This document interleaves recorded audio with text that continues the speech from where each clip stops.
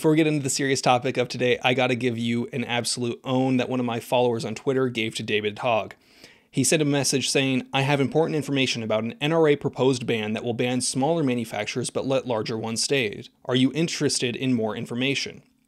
It's supposed to be in 3 bills. The first one is called the Ban Offensive Firearms Act.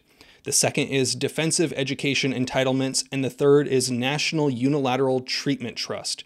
Just get you bofa D's nuts. To which David replied, "Where did you get this intel?"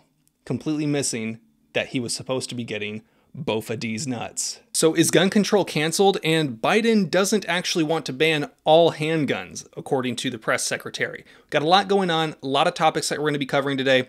Stay tuned. Before we get going though, I do want to say thank you to the sponsor of today's video. It is Arms List. If you've never heard of Arms List before, you must be living under a rock. Arms List is the place to either get rid of or acquire some Rudy Tooty point and shooties, accessories, all the like. If you live in the state of California, I'm sure you're interested in off-roster firearms. That's likely going to be the best bet for acquiring those sorts of things. Thank you to Arms List for supporting this channel. You guys know where to find it. If you live in any state in the US, Arms List has a forum for you to offload and acquire some interesting things. So the first thing that I want to talk about today is the shifting of the narrative when it comes to gun control and how David Hogg, the arbiter of gun control when it comes to the face of the modern movement, not from a politician's side, had this to say on Twitter. "I need you all to delete the word gun control from your vocabulary. This is about gun safety. This issue is not going to be solved by only laws alone. We have to address why somebody wants to pick up a gun in the first place.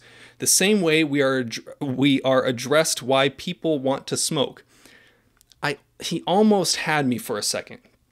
I do agree that we need to figure out and solve the causes for why people would want to pick up a firearm to do awful, terrible things, and we need to work on those root causes. What he's saying here is they want to change the narrative and the culture surrounding firearms so that it's no longer about gun control, because how do you support or how do you oppose gun safety? Why would you want to oppose gun safety? Why would you want to oppose something that says make everybody safer and super happy fun time bill? Because that's basically what the assault weapon ban bills that they're introducing now are calling themselves. Check out Guns and Gadgets if you want to know more about that. Now, he says, "To be clear, I mean addressing poverty, food deserts, systemic racism, mental health. For 2/3 of the gun deaths that are suicide, preventing retaliation after shootings. Don't use mental health as a scapegoat for people like the shooter in Buffalo. Racism is not a mental illness." Now, it's interesting to see how they're so close to focusing on the real thing, but then still his solution is mainly target firearms, target lawful gun owners, and we do see this change in the language. Just recently, Kamala Harris, Bernie Sanders, and a Representative Val Demings said, all seen using this gun safety instead of gun control. It's very interesting to see how gun control is basically canceled at this point. Now, the other day we spoke about how Biden recently said there's no reason for anyone to own a weapon of war like a 9mm, and we related it to how Canada is actually banning the sale, import, transportation, that sort of stuff of handguns nationwide, or at least temporarily are going to be banning the sale of them. And they showed me a x-ray. He said a .22 caliber bullet will lodge in the lung, and we can probably get it out, may be able to get it and save the life. A 9mm bullet blows the lung out of the body. So the idea of these high caliber weapons is there's simply no rational basis for it in terms of about self-protection, hunting. Remember, the Constitution, the Second Amendment, was never absolute. Biden recently said that he does not want to ban all handguns, or his press secretary responded that he does not want to ban all handguns. All is a very key word there. It doesn't necessarily rule out the idea of wanting to propose a handgun ban. We know that the goal has always been complete eradication of the Second Amendment, complete eradication of your ability to own a firearm. Now, it's going to be hard for them to try to ban handguns across the board, and I think that's why they're saying we don't want to ban all handguns. But I'm sure there would be certain types of handguns that they wouldn't want you to own, specifically the super dangerous 9mm. Now, speaking of flip-flopping, once again, Robert Francis O'Rourke was in the news again saying that he does in fact want to confiscate firearms. He said that he does not believe that people that currently own them should be able to continue to own these firearms after a ban is put in place. When we know he was famously known for saying, hell yes, we're going to take your AR-15, your AK-47. And then later on the campaign trail, he rolled it back saying he's no longer interested in a ban. And now again, he's snip, snap, flip-flopping back and forth. And he's once again saying that he does in fact want to confiscate. He's not necessarily saying that he wants to confiscate them. He's saying that you should not be allowed to own them after the ban, removing any sort of grandfather clause. Interesting, don't you think? Now, many of the responses that we've seen from this, from the typical talking heads, they've all been out and about. Gavin Newsom is proposing a plan that I think is going to make me rich. Maybe I might finally make enough money for me to warrant leaving this state once and for all.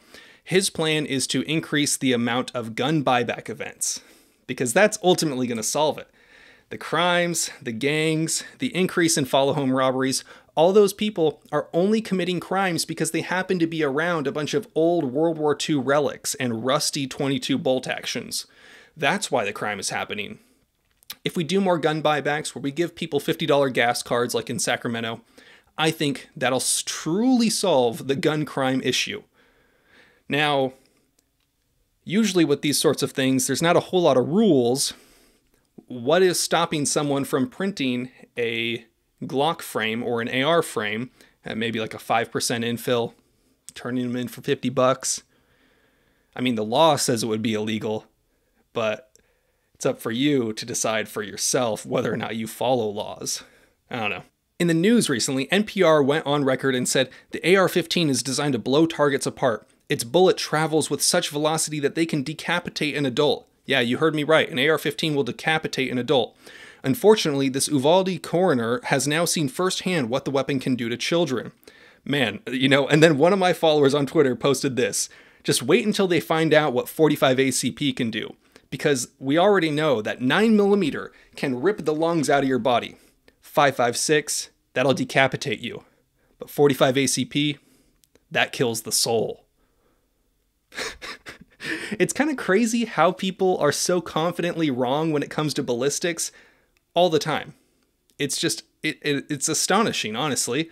I mean, it's not, because we've seen this time and time again. An AR-15 will decapitate your foes. That's news to me. If it was truly that powerful, why is the military trying to move to a more powerful round? Would that round be capable of shooting through the center of the earth and creating a black hole through a vacuum or something like that? I don't know. Let me know what you guys think about all this sort of stuff down below. I'm going to have links to some of this stuff in the description. You guys know the drill. Have fun, be safe, stay dangerous. Peace.